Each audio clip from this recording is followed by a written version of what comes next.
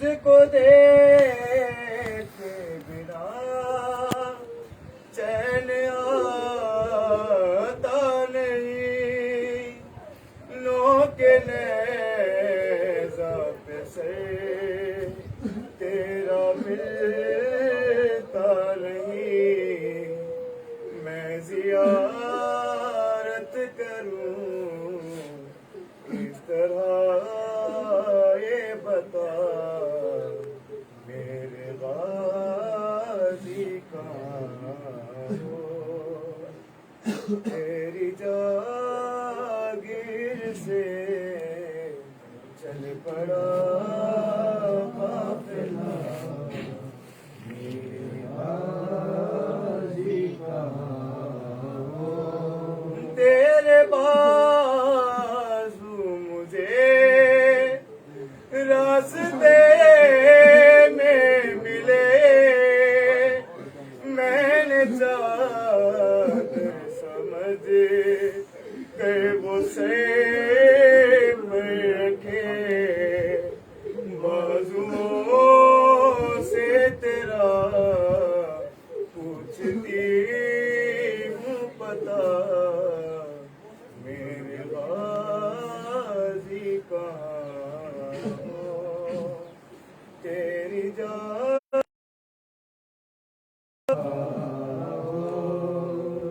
میں نے بچے رونی سنائی تجھے، میں نے چلنا سکھایا تھا بھائی تجھے، راہ پہ چلتے نا کیسے جب خاک پہ گر گئی، دیکھتی رہ گئی وہ صبح القمہ، میرے غازی کہاں ہو، تیری جاگیر سے چل پڑا قافلہ، میرے غازی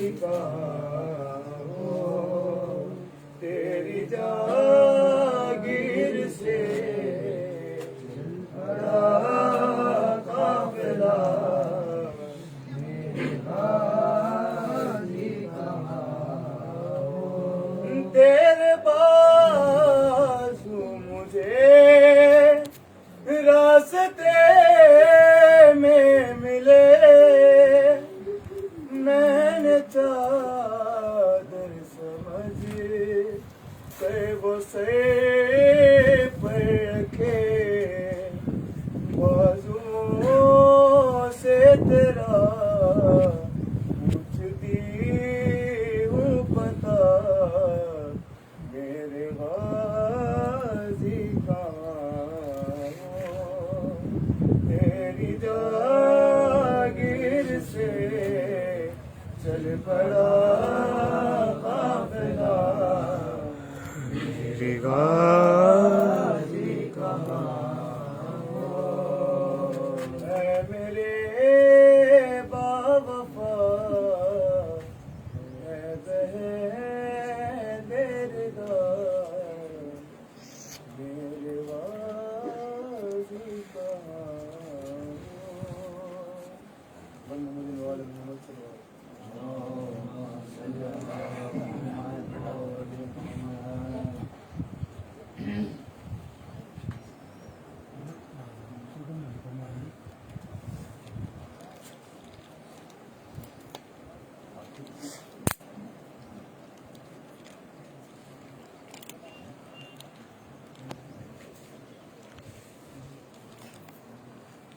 لا حول ولا قوة إلا بالله العلي العظيم.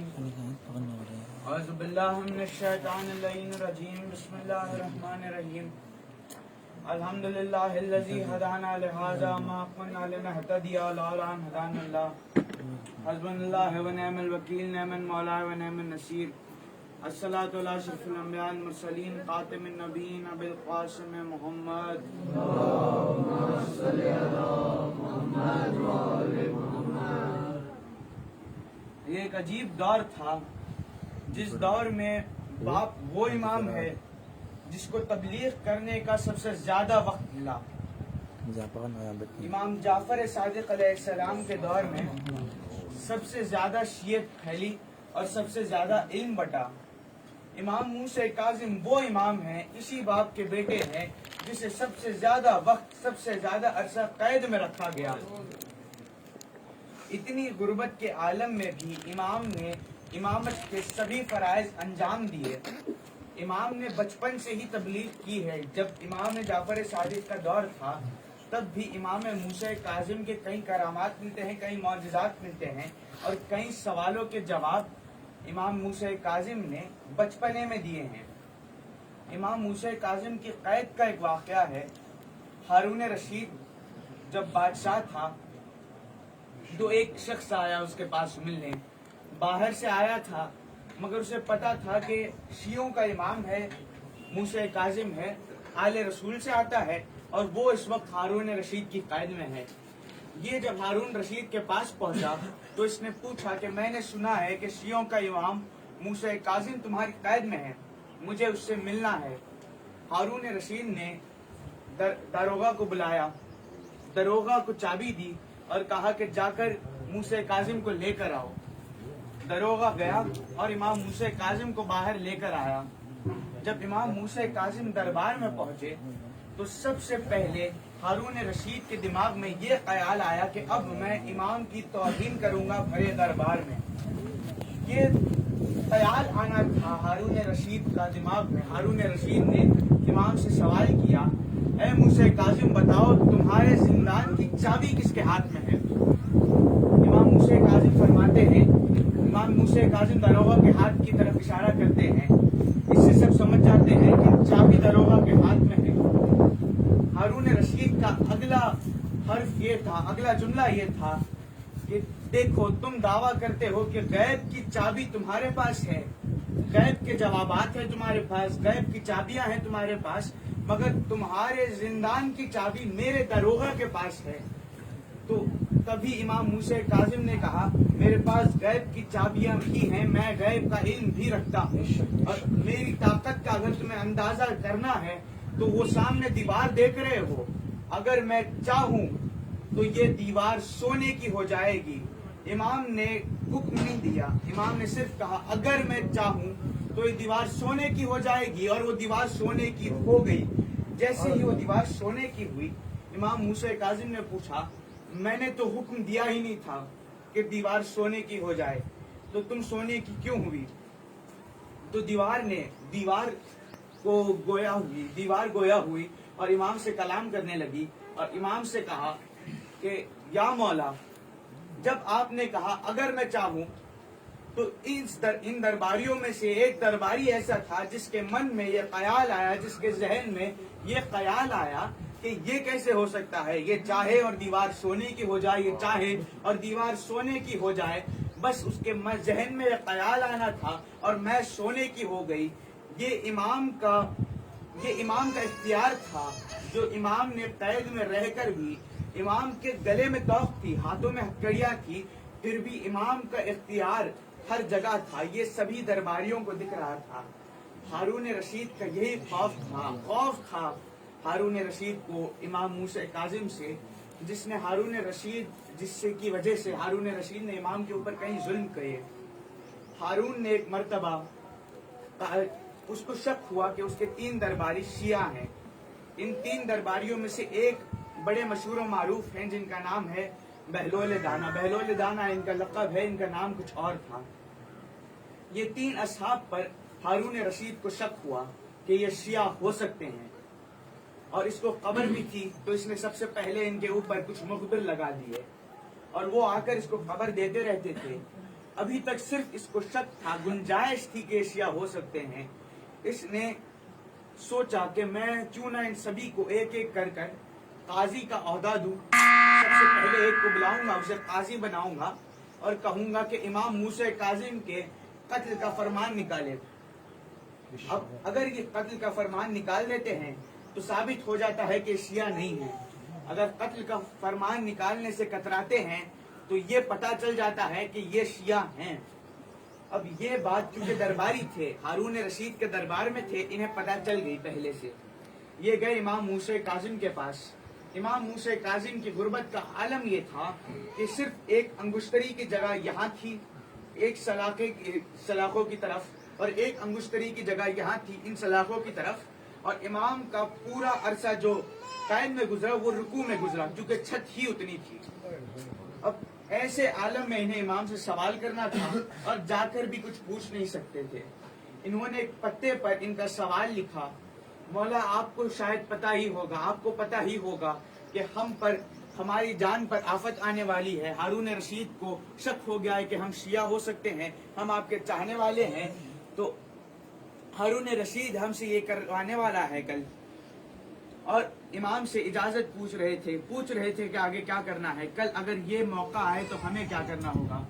امام نے پتے کے پیچھے صرف حرف جیم لکھا اور ان تینوں نے جیم کا اپنا اپنا معنی نکالا. ایک نے جمل نکالا، جمل یعنی اونٹ. ایک اونٹ پر بیٹھ گیا اور اونٹ اسے جہاں لے جاتا وہاں چلا گیا، اس کی بھی جان بچ گئی. ایک نے اس کا معنی جبل نکالا، جبل معنی پہاڑ. اس کا قبیلہ پہاڑوں پہ رہتا تھا، یہ اپنے قبیلے کو چلا گیا، اس کی بھی جان بچ گئی. ایک بہلول دانا تھے جنہوں نے اس کا مطلب نکالا جنون. جنون کا مطلب ہے دیوانگی، اور جنون کو اختیار کر لیا جناب بہلول نے. اب کسی آدمی کو اگر آپ دیوانہ سمجھ چکے ہوں گے تو کیا آپ اسے قتل کی سزا سنائیں گے؟ کیا آپ اس کے اوپر الزام لگائیں گے نہیں یہ شیعہ ہے، اس کا قتل واجب ہے؟ ان کی بھی جان بچ گئی. ایسے کمال تھے امام موسیٰ کاظم کے، صرف ایک حرف لکھا تھا جیم، اور تین اصحاب کی الگ الگ طریقوں سے جان بچ گئی تھی. یہ بخش جو ہارون رشید کے دل میں تھا، جو شیعت قید میں رہ کر بھی امام کے بڑھ رہی تھی، یہ دیکھ کر ہارون رشید اور جلنے لگا اور بغض بڑھتا گیا.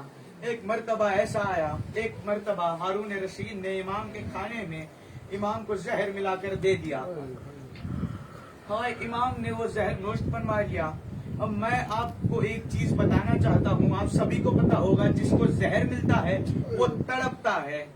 میں نے آپ کو امام کی سلاخوں کی جگہ بتائی تھی، ایک انگشتری کا فاصلہ اس طرف ہے، ایک انگشت کا فاصلہ اس طرف ہے، اور امام کی پورا عرصہ جو قید میں تھے وہ رکوع میں گزرا، یعنی اوپر چھت تھی. اس عالم میں امام موسیٰ کاظم کس طریقے سے تڑپتے ہوں گے، آپ بس اس کو سوچئے.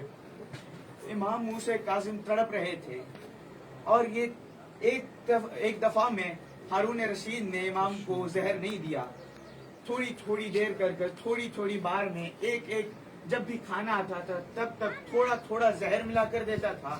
امام تڑپتے رہتے تھے. ایک مرتبہ ایسا مقام آیا، ہارون رشید زندان کی چھت پر کھڑا تھا. زندان تھے، کئی قید خانے تھے، زندان میں کھڑا تھا اور دیکھ رہا تھا ایک زندان کی طرف. اس کی نظر امام کے زندان پہ پڑی اور اس نے داروغہ سے پوچھا موسیٰ کاظم کہاں ہے؟ یہاں تو صرف ایک سفید کپڑا پڑا ہے. وہ داروغہ رونے لگا، دشمن کا داروغہ تھا. داروغہ رونے لگا، تو جس موسیٰ کاظم کی بات کرتا ہے، یہ جو سفید کپڑا پڑا ہے یہ وہی موسیٰ کاظم ہے. داروغہ رونے لگا، داروغہ زار و قطار رو رہا تھا. ایک مرتبہ ایسا مقام آیا کہ اس نے ہارون رشید ملعون نے ایک اور لعین کو بھیجا. امام کے قید خانے میں وہ لعین گیا، اس کے ایک ہاتھ میں قلم تھا، ایک ہاتھ میں کاغذ تھا، اور امام کو جا کر دیا اور کہا لکھ کہ تو اپنی خود کی موت، اپنی تباہ موت مر رہا ہے. امام موسیٰ کاظم نے کہا میں نہیں لکھوں گا، ہارون رشید نے مجھے زہر دیا ہے، میں کیسے لکھ دوں کہ میں تباہ موت مر رہا ہوں. اس لعین نے کہا اگر تو نہیں لکھے گا تو مجھے ظلم کرنا پڑے گا، تو مجھے مجبور کر رہا ہے کہ میں تیرے اوپر ظلم کروں. امام موسیٰ کاظم نے کہا تو چاہے تجھے جو ظلم کرنا ہے کر لے، میں جھوٹ نہیں لکھوں گا، مجھے ہارون رشید نے زہر دیا ہے. اتنے میں وہ لعین نے داروغہ سے کہا ایک ہتھوڑا لے کر آ، اور پھر دوسرے داروغہ سے کہا جا کر ایک کیل لے کر آ. وہ جب اس کے ہاتھ میں ہتھوڑا اور کیل دونوں آ گئی تو اس نے وہ ہتھوڑا اور وہ کیل امام کے سر پر رکھی. امام کے سر پر کیل رکھی اور ایک ہاتھ میں ہتھوڑا لیا اور امام کے سر پر زور زور سے مارنے لگا اور پھر امام سے کہا کہ موسیٰ کاظم اب بتا، اب لکھے گا کہ تو اپنی طبع موت مر رہا ہے، آپ ہی بتائیے جس کے سر میں کیل لگی ہوئی ہو، جس کو زہر دیا گیا ہو، جس کے گلے میں توق ہو، جس نے امام کے گلے کی گوشت کو الگ کر دیا ہو، کیا یہ شخص کتنی دیر زندہ رہ سکتا تھا؟ امام کی زندان میں شہادت ہو گئی، زمین لرزنے لگی، آسمان لرزنے لگا۔ ایک بغداد میں ایک برقع پوش بی بی کی آواز گونجی، ہائے میرا بچہ امام موسیٰ، ہائے میرا بچہ موسیٰ کاظم شہید ہو گیا۔ اتنے میں ہارون رشید نے حکم دیا کہ جا کر اعلان کر دو رابضیوں کا امام مر گیا ہے، رابضیوں کا امام مر گیا ہے۔ اور کچھ خادموں کو یہ حکم دیا، جاؤ ایک قالین لے کر آؤ۔ قالین کو بچھایا، اس میں امام کی لاش کو رکھا اور اس قالین کو لپیٹنا شروع کیا، اور جب لپیٹنا شروع کیا اس کے بعد کچھ اور خادموں کو حکم دیا، جاؤ لاٹھیاں لے کر آؤ۔ ہائے قالین میں امام کے لاشے کو لپیٹ کر لاٹھیاں برسائی گئی۔ ہائے ہمارا ساتواں امام موسیٰ کاظم تنہائی میں بغداد میں شہید ہو گیا ہے، نہ جنازہ اٹھانے کو کوئی آیا ہے، نہ کسی کو پتہ چلا ہے۔ ہائے واہ غربتہ، واہ مصیبتہ، ماتم حسین۔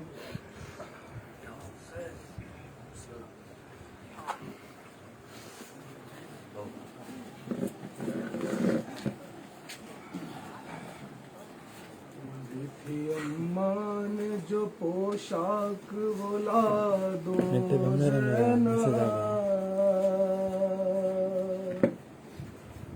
اپنے ہاتھوں سے کفن مجھ کو پہنا دو زینب، تھی اماں نے جو پوشاک وہ لا دو زینب، اپنے ہاتھوں سے کفن مجھ کو پہنا دو زینب، آج مختل میں فقط بات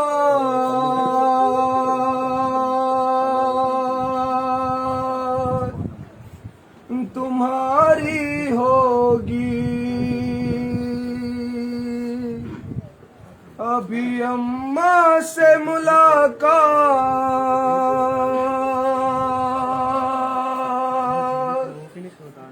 ہماری ہوگی، ابھی اماں سے ملاقات